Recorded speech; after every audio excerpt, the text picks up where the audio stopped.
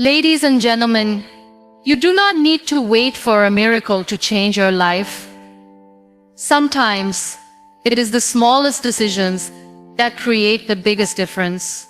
The journey to a better life is not made through grand gestures, but through quiet steps taken every single day. And those steps come in the form of habits, simple, consistent, daily habits that slowly shape you into someone you are proud to be. Start your day with stillness, not screens. There is something sacred about the beginning of the day. It is quiet, it is soft, it holds a space where your mind has not yet been cluttered by opinions, notifications, or noise. And that is exactly why it matters how you start it. Most people open their eyes and immediately open the screen, messages, emails, social media. The world barges in before they have even taken their first deep breath. Their thoughts are hijacked by everyone else's life before they have connected with their own, and slowly, without realizing, they stop owning their day. Their peace is gone before it begins. But what if we did it differently? What if the first few minutes after waking up became a pause instead of a scroll? Stillness does not mean sitting like a monk or doing something dramatic. It means giving your mind the gift of quiet before the chaos begins. It can be sitting by a window, sipping water, saying a small prayer, or just breathing deeply with your hand on your heart. This habit changes everything. When you start your day with stillness, your thoughts are clearer. You do not react to every small thing. You listen more.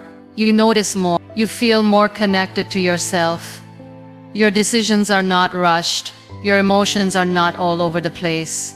You begin the day by being present, and that presence becomes the foundation of everything else. In stillness, you remember what matters. You remember who you are, not what people expect you to be. You remember your dreams, not just your deadlines. You remember your peace, not just your pressure. Stillness is where you meet yourself before the world meets you. It is also a gentle way of showing self-respect. You are telling yourself, you matter, your mind matters, your peace matters. And the beautiful part, it only takes 5 or 10 minutes. Just a little time for you before the rest of the world enters. No phone, no rush, no noise, just awareness. People chase calm like it is a secret treasure. But calm is not found somewhere out there. It is created by what you do daily. And starting your day with stillness is one of the most powerful ways to create that calm. Think of it like tuning an instrument. If you start your day off key, the rest of the day struggles to find harmony. But if you begin with a pause, a deep breath, a silent intention, your rhythm aligns. You move with more grace. You think before you speak. You feel before you react. You start leading your day instead of being dragged by. Gratitude is not about being fake happy or pretending everything is perfect. It is about choosing to notice what is already here, what is already working, what is already enough. Most people are waiting for some big success or change before they feel grateful. They say, I will be thankful when I get that job, or I will feel better once I'm in a better place. But the truth is, if you cannot feel grateful now, you will not feel grateful then. Because gratitude is not a destination.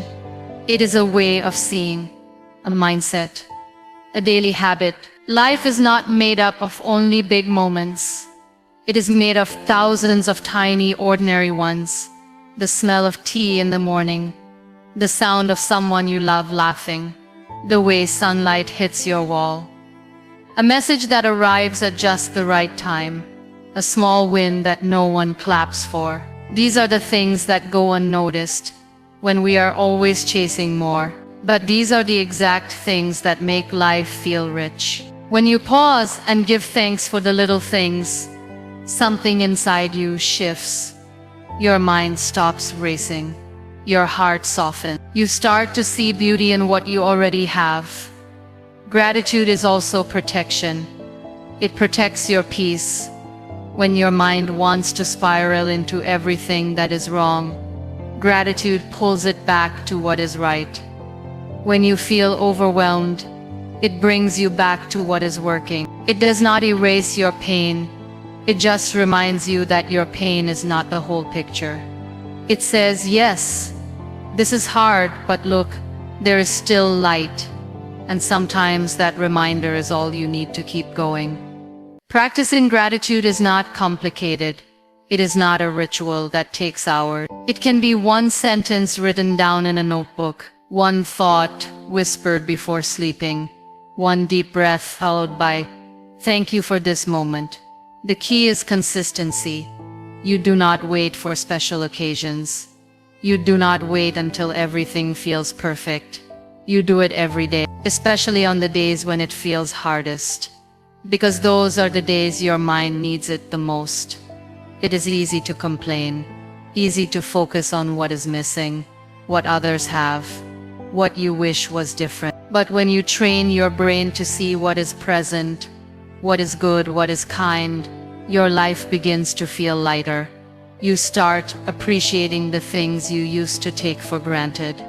The body that carries you, the mind that is still learning, the heart that still hopes. Even when things are tough, you start to say, I am grateful for my strength, for my breath, for the chance to try again.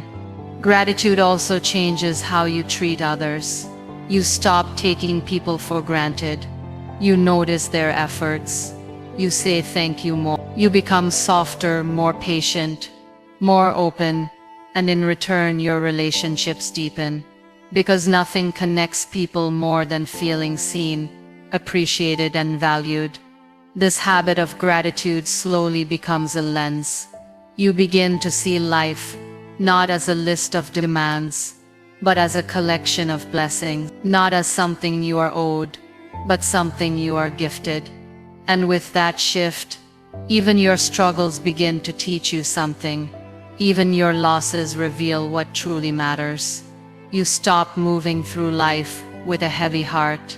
You walk with presence, with awareness, with grace. Every morning you have two choices: focus on what is missing, or focus on what is already here. One will drain you, the other will fill you. One will keep you chasing, the other will keep you grounded. Gratitude is not a feeling that comes after joy. It is the path to joy itself. Sleep is not a luxury, it is a necessity. It is not something you do only when everything else is done. It is the foundation that allows everything else to be done well. And yet sleep is the first thing many people sacrifice. They stay up scrolling, watching, worrying, working, telling themselves they will rest later, they will catch up eventually. But the body does not wait for permission, it keeps score. And the cost of ignoring sleep shows up quietly at first, in tired eyes, in foggy thinking, in short tempers, in slow healing. Then slowly, it becomes your new normal, waking up tired, living in a haze, chasing energy from coffee instead of your own rhythm. When you sleep with intention, you give your body the gift of repair. You allow your mind to process, your muscles to recover, your heart to reset. Sleep is not just rest, it is restoration. A time when the body does its silent work. It clears the clutter from your brain, balances your hormones, strengthens your immune system, and calms your nervous system. It is the reset button most people keep ignoring while wondering why they feel off balance. But sleeping with intention means more than just lying in bed. It means preparing your mind for rest, creating a space that feels safe, calm, and quiet. Letting go of the day instead of carrying it with you into the night. It means setting boundaries with technology, with noise, with late-night habits that steal your peace. When your sleep becomes a ritual instead of an afterthought, your life begins to feel more in sync. Waking with purpose is just as important. It is about rising, not in panic, but in presence, not hitting snooze over and over, but opening your eyes with a sense of choice. Starting your day not in a rush, but with a small moment of stillness. That does not mean every morning will be perfect, but it means you are not at the mercy of your alarm. You are not stumbling into your day half awake and already behind. You are showing up, alert, grounded, clear. The quality of your morning is shaped by the quality of your night. If you fall asleep with stress, chaos, noise, it follows you into the next day. But if you end your night with calm, intention, and gratitude, that energy carries forward. It becomes a rhythm, one that does not just make you healthier, but more focused, more emotionally stable, more creative, more kind. Most people chase motivation, but the truth is sleep gives you the clarity to know what matters. It gives you the strength to follow through. It gives your brain the reset it needs to solve problems, to focus, to learn. When you are sleep deprived, everything feels harder than it actually is. Small problems feel like heavy burdens. Simple tasks feel overwhelming, and joy starts to feel out of reach. You do not need a perfect routine. You just need a commitment to protect your rest, to not see sleep as wasted time, but as sacred time, to respect your bedtime like you respect your meetings, to honor your body's signals instead of fighting them, to create an evening space that soothes your mind instead of stimulating it. That could mean reading a book instead of watching another episode, writing down your thoughts instead of scrolling, dimming the lights instead of keeping your phone lit in your face until midnight. Waking with purpose does not have to mean a long morning routine or chasing the sunrise every day. It simply means waking up and knowing you are not behind before the day even starts. It means beginning your morning with one clear thought, one steady breath, one calm step forward. That steadiness is not about speed, it is about direction. It is what gives you the power to move through your day with intention instead of reaction. Sleep and wake are not two separate things. They are the beginning and end of the same cycle. And when you learn to honor both, your entire life begins to feel more alive. The way you speak to yourself becomes the way you live your life. Every word, every thought, every sentence you repeat in your mind creates a pattern. Most people do not even realize how unkind they are to themselves. They mess up once and call themselves a failure. They make a mistake and replay it in their head like a punishment. They compare their lives with others and tell themselves they are not enough, not smart enough, not pretty enough, not successful enough. And slowly, those words become their truth, not because they are facts, but because they were repeated so often. You would not speak to a friend the way you speak to yourself. You would not call someone you care about a loser, a disappointment, or a waste of time. And yet, that is how people talk to their own reflection. It starts small, a thought here, a joke there. I am so stupid. Why can I never get anything right? Of course this happened to me. Over time, those words dig deep. They shape your confidence, your mood, your energy, your decision. They become the background noise of your life, constantly whispering reasons why you should not try, why you do not deserve better, why you should give up. But the truth is, you are not your worst moment. You are not your mess up. You are not your past. You are a work in progress, just like everyone else. You are growing, you are learning, and you deserve to be spoken to with the same kindness you give others. Self-kindness is not weakness, it is strength. It takes courage to treat yourself with care in a world that constantly pushes you to be more, do more, prove more. It takes strength to look at yourself and say, I am doing my best, even when your best does not look like success to others. Speaking kindly to yourself is a habit. It does not come naturally to everyone, especially if you grew up in an environment where criticism was louder than encouragement. But it can be learned. It starts with noticing your inner voice, paying attention to how you speak to yourself when things go wrong, catching the harsh thought, replacing them with something more true, more gentle, not fake praise, but real compassion. I made a mistake, but that does not mean I am a mistake. I feel lost today, but that does not mean I am failing. I am struggling, but that does not mean I am weak. Your words matters. They build or break you. And when you change your inner dialogue, everything else begins to change too. You take more risks because you are not afraid of failing in front of your own judgment. You try new things because you know you will not tear yourself apart if it does not go perfectly. You rest without guilt. You ask for help without shame. You forgive yourself without waiting for someone else to say, "It is okay." This kind of self-talk is not about ignoring problems.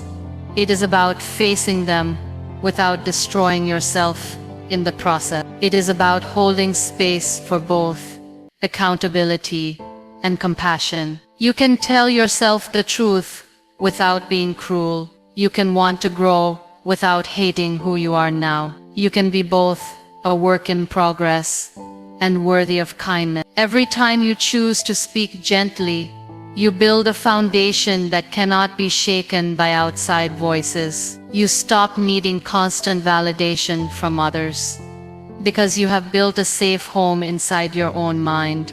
You become your own source of strength, your own cheerleader, your own safe place, and that changes everything. Because when your inner world becomes kinder, your outer world begins to reflect that same peace. You begin to walk differently. You begin to glow in silence. You begin to rise without noise. All because you decided to change the way you speak to the person who hears you the most. There is too much noise in the world, not just the kind you hear, but the kind that lives in your mind. The constant stream of opinions, updates, advice, comparison, arguments, distractions. It never ends. Every scroll brings you someone else's life. Every notification steals a piece of your attention. Every click opens another door into someone's world, while quietly pulling you away from your own. People wake up and reach for their phones before they even reach for their thoughts. They know everything about others, but very little about themselves. That is what happens when you consume more than you create. You lose touch with who you are. Creating something does not mean becoming an artist or writing a book. It means using your energy to make something that reflects your mind, your heart, your values. It can be writing a journal, planning your day with intention, cooking a meal with love, planting a small flower, fixing something that was broken, helping someone with a kind word, solving a problem at work in a new way. Creation is not about perfection. It is about direction. It is you saying, "I am not just a sponge soaking up the world. I am a soul shaping it, even in small ways." When you consume too much noise, your inner voice starts to fade. You begin to doubt your decisions. You stop hearing your own instincts. You start moving like a copy of everyone else. That is not living. That is drifting. And drifting is dangerous because it feels like movement but takes you nowhere. To break that cycle, you have to choose meaning. You have to start building more than you binge, creating more than you scroll, feeling more than you perform. There is peace in creating, even when it is small. There is something grounding about putting your energy into something you can see, or touch, or reflect on. It becomes a mirror of your growth, and slowly it becomes a rhythm, a part of your daily life that keeps you centered. When the world feels overwhelming, you have something that brings you back to yourself. You are not just reacting to everything around you. You are participating, choosing, shaping. Creating also connects you to your own story. Instead of living through the highlight reels of others, You begin to find beauty in your own moments. You see your own progress. You feel your own presence. You become less interested in proving and more focused on building. This shift is quiet, but powerful. Because when your days are filled with meaning, you stop searching for constant entertainment. You stop needing validation every hour. You stop fearing being alone. Because your own presence becomes enough. You begin to ask better questions. Not what did I miss online, but what did I do today that made me feel alive? Not who liked my post, but what did I create that I am proud of? Not how do I look compared to others, but how does my life feel when I am truly present in it? These are the kinds of questions that build a better life. And they cannot be answered in the middle of noise. Silence is not empty. It is full of answers. Stillness is not boring. It is rich with meaning. But you can only access that when you unplug from the noise long enough to listen. Listen to your own thoughts. Listen to your needs. Listen to your dreams. And then create something with that energy. Something real. Something true. Something that reflects who you are becoming. When you do that daily, even in small ways, you reclaim your power. You no longer wait for life to give you meaning. You bring meaning to life. Time is not just hours on a clock. It is your energy, your focus, your life. How you spend your time is how you spend your existence. And yet, so many people treat it like it is unlimited. They give it away without thinking. To distractions, to people who drain them, to tasks that do not align with their values, to habits that leave them empty, and then they wonder why they feel behind, unfulfilled, disconnected. But the truth is, if you do not respect your time, no one else will. You do not need more hours. You need more awareness, more clarity on what actually matters to you, more boundaries around your priorities. Because not everything deserves your time. Not every message needs a reply. Not every request needs a yes. Not every notification deserves your attention. Saying yes to everything is not kindness. Sometimes it is avoidance. Avoidance of what you really want to build. Avoidance of the hard work of focus. Avoidance of the discomfort of choosing yourself. Respecting your time is an act of self-worth. It is you saying, my life matters enough to protect. It is not about becoming rigid or obsessed with productivity. It is about becoming intentional. Asking yourself, is this how I want to spend my life? Before saying yes. Recognizing that every hour you give away is an hour you never get back. Being generous with your time is beautiful, but it should come from a place of fullness, not guilt or pressure. One of the reasons people struggle with time is because they forget they have the right to choose. You do not have to attend every gathering, take every call, scroll for every update, say yes to every demand. You are allowed to pause, to say no, to reschedule, to carve out time for rest, for focus, for healing, for growth. Time is a currency, and your values are the budget. Spend it where it brings the most meaning. This habit of protecting your time also builds self-trust. When you say, I will wake up early to write, or I will exercise at this hour, and then you follow through, you begin to believe in your own word. That belief grows into discipline. Discipline grows into progress, and progress becomes the quiet proof that your life is moving in the right direction. Not because of a miracle, but because you took responsibility for how your time is spent. Distractions will always be there, but so will your dream. The difference lies in what you choose more often. It is not about never getting distracted. It is about noticing it and coming back. coming back to your values, coming back to your focus, coming back to what you said matters to you. That return is a habit, and habits are what shape your future. Another part of respecting time is respecting the time of others. Showing up when you say you will, being present in conversations, not wasting energy on gossip, blame, or things outside your control. When you treat time with care, you become more grounded, more thoughtful, more effective. You stop rushing through life and start living inside it.